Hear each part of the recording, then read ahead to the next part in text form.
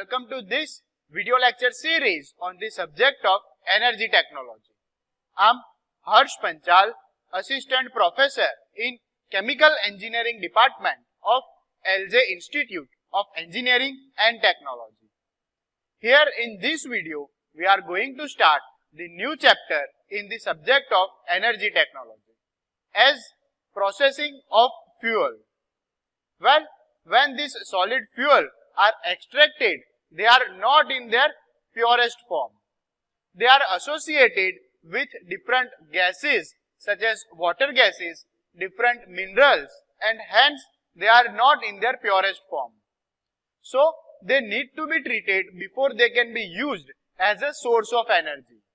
So, we have to remove all the impurities that are present in the solid fuel. So, in order to remove this impurity, we have to process this solid fuel. So, different solid fuels require different kind of treatment depending on their end use. Like bituminous coal and anthracite coal may only require size reduction, while other type of the coal need to go through complex processes such as cleaning, drying and gasification. So, different fluid always require different kind of treatment depending on their end use or their end application.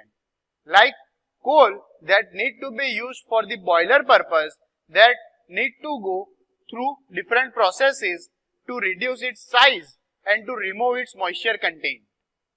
So, based on their application, this solid fuel are need to be treated so that we can remove excess of the contamination.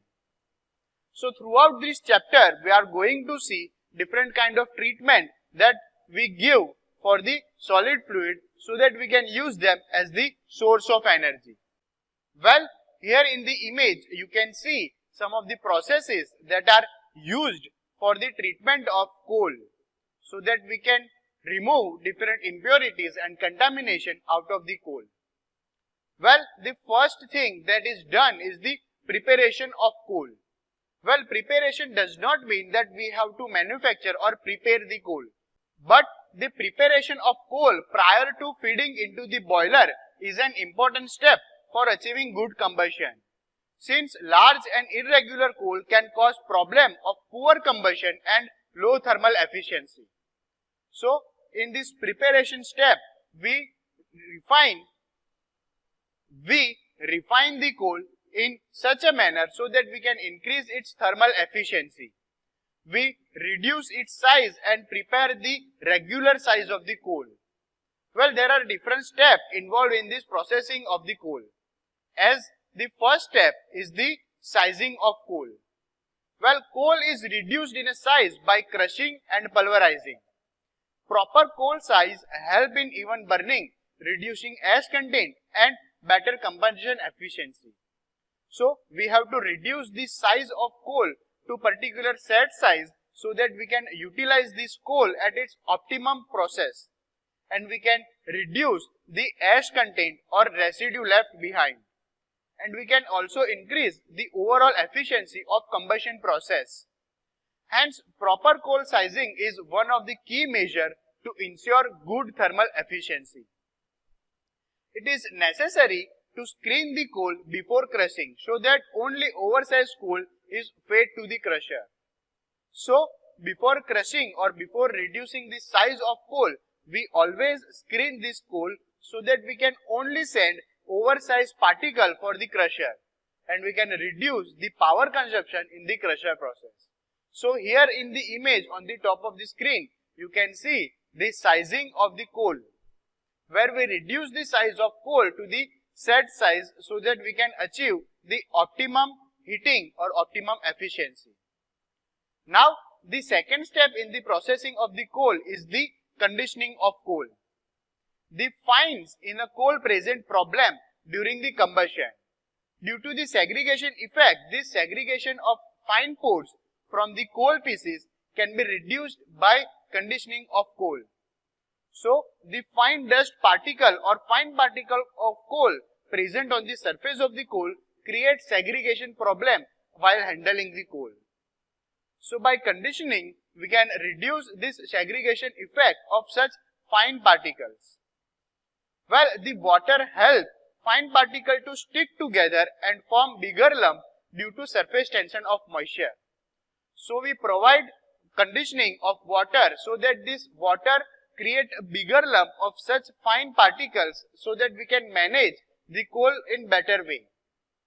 Care must be taken to ensure that moisture addition is uniform and probably done in moving or falling stream of coal.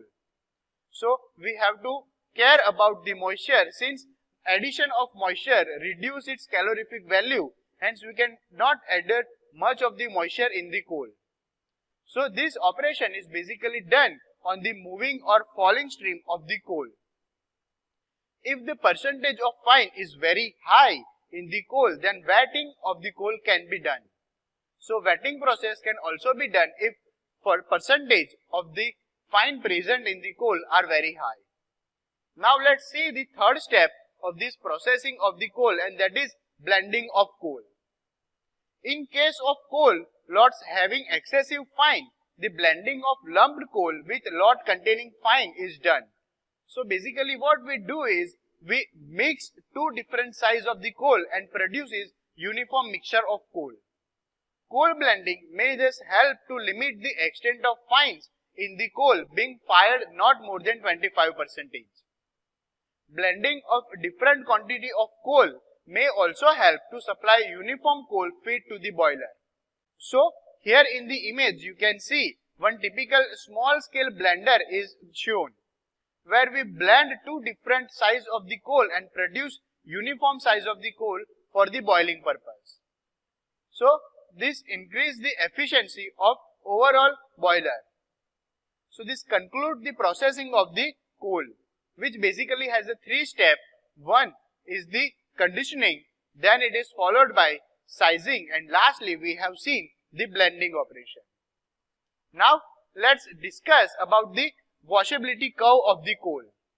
Well, these curves are used to define the degree of difficulty of gravity separation of raw coal and to ensure qualitative and quantitative data for the product of the separation at the specific gravity.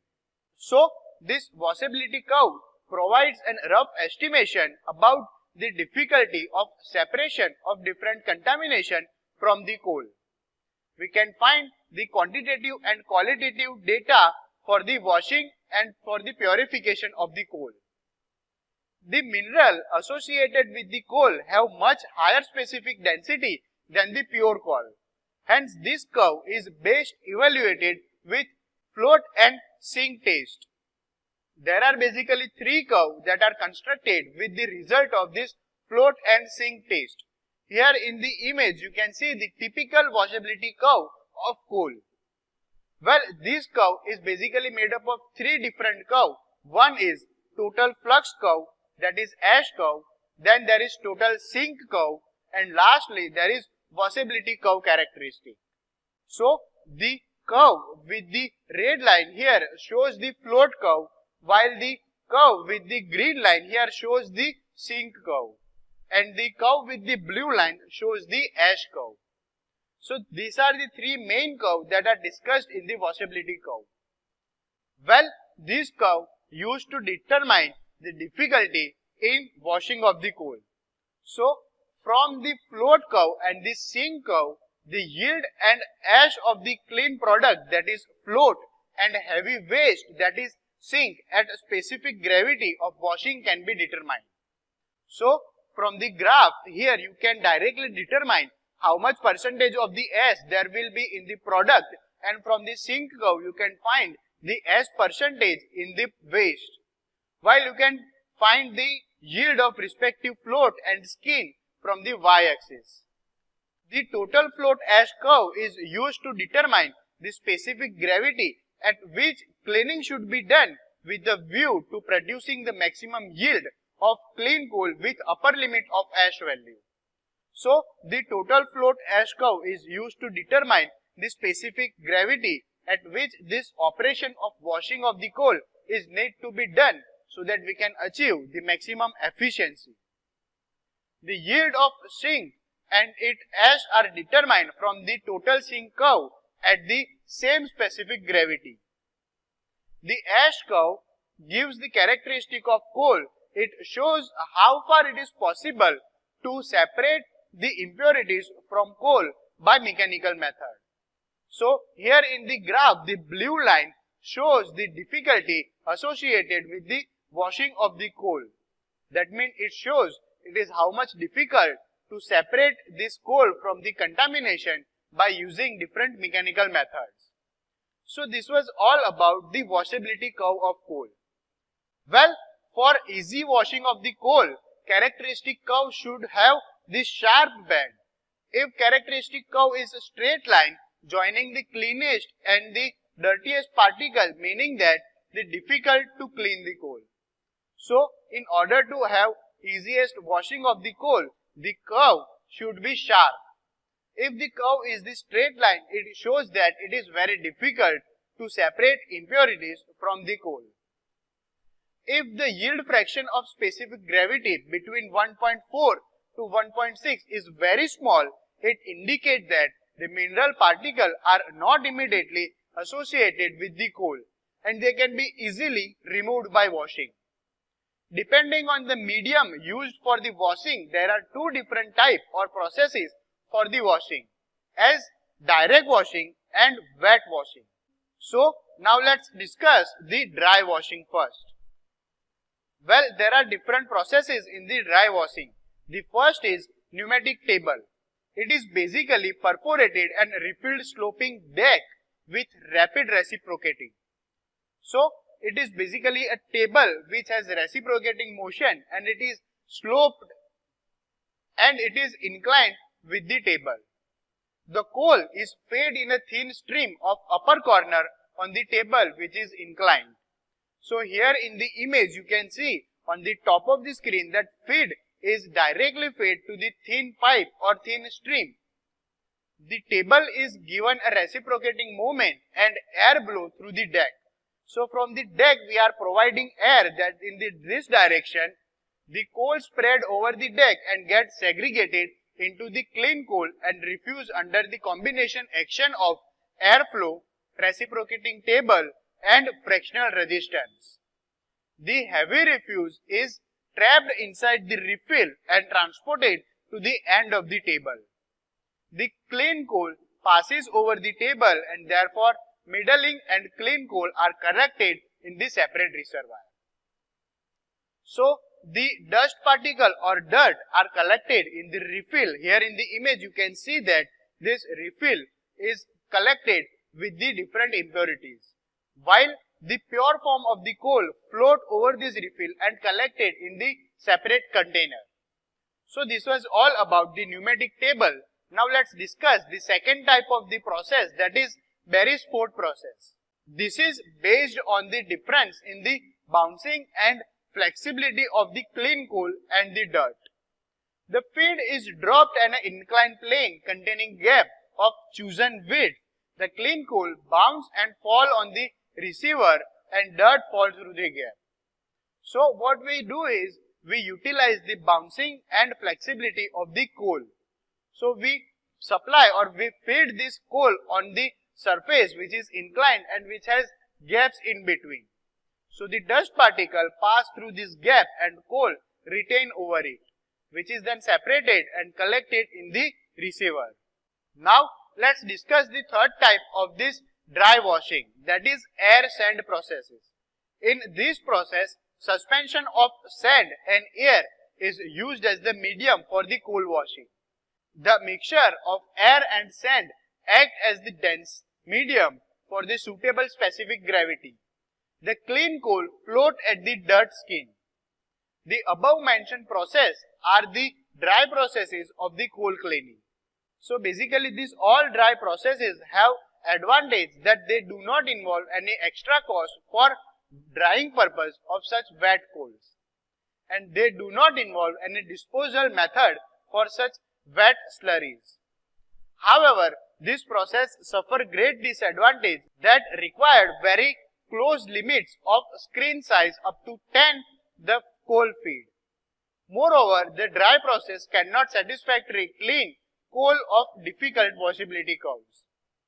So this was all about the dry processes. In the next video, we will see the wet processes that are used for the processing of solid fuel. Till then, keep watching, keep learning. Thank you.